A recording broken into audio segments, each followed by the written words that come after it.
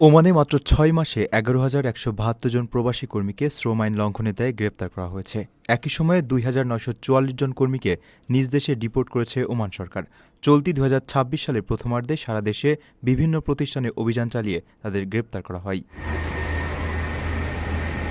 শ্রম মন্ত্রণালয়ের সর্বশেষ তথ্য অনুযায়ী বছরের প্রথম ৬ মাসে মোট ৬,৭০৭টি পরিদর্শন কার্যক্রম পরিচালনা করা হয়। এই অভিযানগুলোর মাধ্যমে দেখা গেছে, বেসরকারি খাতের প্রতিষ্ঠানগুলোতে শ্রম আইন মেনে চলার হার প্রায় ৬৯.৫%। তবে যারা আইন অমান্য করেছেন তাদের বিরুদ্ধে কঠোর আইনি ব্যবস্থা নেওয়া হয়েছে। শ্রম বাজার নিয়ন্ত্রণ ও বিধিমালা বাস্তবায়নের অংশ হিসেবে ৪,৬৮০টি মামলা পাবলিক প্রসিকিউশনে হস্তান্তর করা হয়েছে। এছাড়া আপোষ মীমাংসা সংক্রান্ত সিদ্ধান্তের মাধ্যমে নতুন করে ২৭২টি কর্মসংস্থানের সুযোগও নথিভুক্ত করেছে মন্ত্রণালয়। শ্রমিকদের অধিকার নিশ্চিত করা এবং বেসরকারি খাতে কমপ্লায়েন্স বা নিয়ম মেনে চলার হার বৃদ্ধির লক্ষ্যেই এই ধারাবাহিক তদারকি চালানো হচ্ছে। এর পাশাপাশি প্রচণ্ড গরমে খোলা আকাশের নিচে কাজ করা শ্রমিকদের সুরক্ষায়ও কঠোর সতর্কতা জারি করেছে ওমান সরকার। আগস্টের শেষ পর্যন্ত নির্মাণাধীন প্রকল্পসহ তীব্র তাপমাত্রার জায়গাগুলোতে দুপুর 12:30 থেকে বিকাল 3:30 পর্যন্ত কাজ বন্ধ রাখার নীতি বাধ্যতামূলকভাবে মেনে চলতে সব নিয়োগকর্তাকে করার নির্দেশ দেওয়া হয়েছে। শ্রমবাজার নিয়ে যারা আশায় বুক বেঁধে আছেন তাদের উদ্দেশ্যে একটি বিষয় পরিষ্কার করে বলতে চাই, ওমানের শ্রমবাজার বাংলাদেশি কর্মীদের জন্য আবারও উন্মুক্ত করার আলোচনা এবং উদ্যোগ রয়েছে, কিন্তু এখন পর্যন্ত নির্দিষ্ট তারিখ সব ধরনের কর্মীর ভিসা খুলে দেওয়ার বিষয়টি নিশ্চিত হয়েছে এমন সরকারি ঘোষণা সামনে আসেনি। এর আগে বাংলাদেশ সরকারের পক্ষ থেকে ওমানের কাছে বাংলাদেশি কর্মীদের জন্য ওয়ার্ক ভিসা পুনরায় চালুর অনুরোধ করা হয়েছে এবং ওমানের পক্ষ থেকেও ভিসা পুনরায় চালুর আশ্বাসের কথা জানানো হয়েছিল।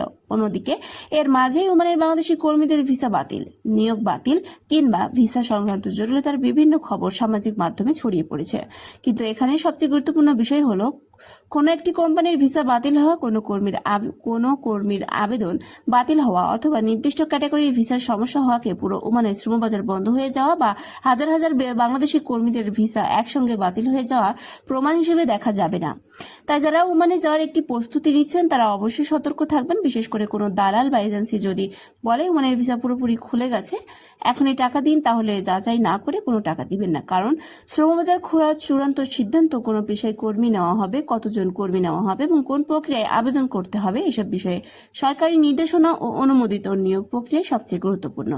আর একটি বিষয় মনে রাখবেন, ওমানের শ্রমবাজার নিয়ে ইতিবাচক আলোচনা থাকলেও আগস্টের শেষেই নিশ্চিতভাবে সব ভিসা খুলে যাচ্ছে এই দাবিকে এই মুহূর্তে নিশ্চিত সরকারি সিদ্ধান্ত হিসেবে প্রচারণা করা ঠিক হবে না। কারণ নির্দিষ্ট তারিখের সরকারি ঘোষণা না আসা পর্যন্ত এটিকে সম্ভাবনা বা প্রত্যাশা হিসেবে দেখতে হবে।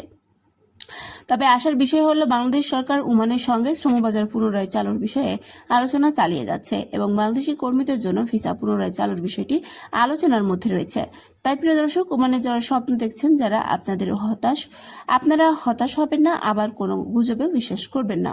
সরকারি ঘোষণা আসার সঙ্গে সঙ্গে কোন ভিসা খুলবে, কোন পেশায় কর্মী নেওয়া হবে, আবেদন করার নিয়ম কি, সম্ভাব্য খরচ কত এবং কিভাবে প্রতারণা থেকে নিজেকে নিরাপদ রাখবেন, এই তথ্য আপনারা আমাদের থেকে বিস্তারিত পেয়ে যাবেন। সুতরাং এই মুহূর্তে সবচেয়ে গুরুত্বপূর্ণ বার্তা হলো, আশা রাখুন কিন্তু যাচাই ছাড়া টাকা দিবেন না।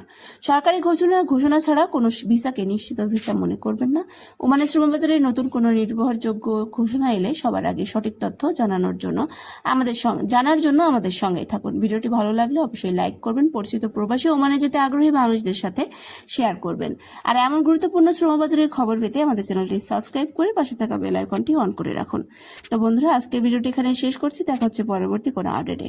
ততক্ষণ পর্যন্ত সকলে ভালো থাকুন, সুস্থ থাকুন। আল্লাহ হাফেজ।